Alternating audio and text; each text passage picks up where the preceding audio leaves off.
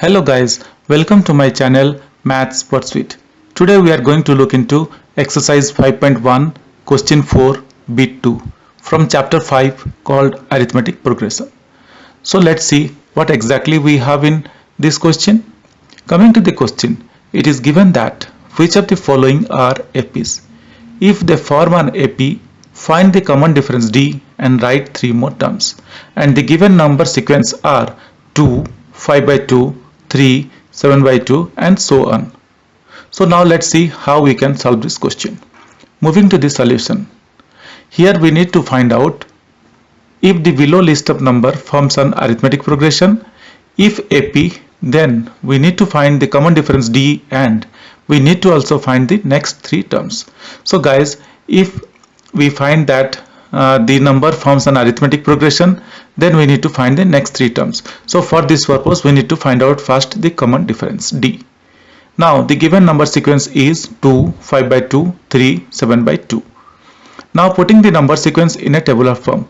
Guys, I always prefer to make a table so that it will be easy for us to put these numbers and determine the difference and other calculations.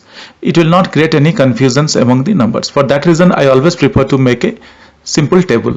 So here we are preparing a 4-column table with 3 rows and naming first term to first cell, second term to second cell, third term to third cell, fourth term to fourth cell. Similarly, putting the first digit or the first number 2 under first term, 5 by 2 under second term, 3 under third term, 7 by 2 under fourth term. Now naming A1 to first term, A2 to second term, A3 to third term and again A4 to fourth term. Guys, here we are naming A1, A2, A3, A4 so that it will be easy for us to make the calculations. Now let us find the common difference. And guys, as we always know that we are going to find the common difference from the end of the numbers. That means from the fourth term minus third term. So here we are going to find out A4 minus A3. So that is equal to 7 by 2 minus 3.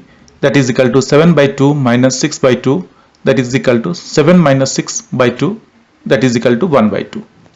Similarly, A3 minus A2, that is third term minus second term. So that is equal to 3 minus 5 by 2. That is equal to 6 by 2 minus 5 by 2. So that is equal to 6 minus 5 by 2. That is equal to 1 by 2. Similarly, moving ahead to the final one like A2 minus A1. So second term minus first term. So that is equal to 5 by 2 minus 2. That is equal to 5 by 2 minus 4 by 2. That is equal to 5 minus 4 by 2. That is equal to 1 by 2. So guys, we could see that we are getting a common difference of 1 by 2 each time. Therefore, as the common difference D is equal to 1 by 2 among the consecutive numbers, hence the list forms an arithmetic progression. It is very clear guys, like we very well know that if we get a common difference, that means the number forms an arithmetic progression. So as the number sequence is an arithmetic progression or AP, so we need to calculate the next 3 terms. This is what the question has asked us to do. So guys, in order to get the next term, we need to add the common difference to the current term. This is what we are going to do. That means, for example, like we need to find out the next 3 terms, that is A5, A6 and A7. That means 5th term, 6th term and 7th term. So for finding the 5th term, we are going to add common difference D to the 4th term. Let's see how we are going to do. So A5, that is 5th term, is equal to A4 plus D. So here it is equal to 7 by 2 plus 1 by 2, that is equal to 8 by 2, that is equal to 4. Similarly, A6 is equal to A5 plus D. A5 is 4 that we got from the previous step, and D we know that it is 1 by 2. So that is equal to 4 plus 1 by 2, that is equal to 8 plus 1 by 2, that is equal to 9 by 2. Similarly, A7 is equal to A6 plus D.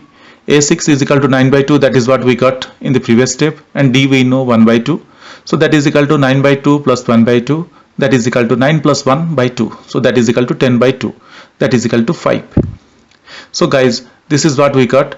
Therefore the next 3 terms are 4, 9 by 2 and 5. That's all. Hope guys you understood this calculation.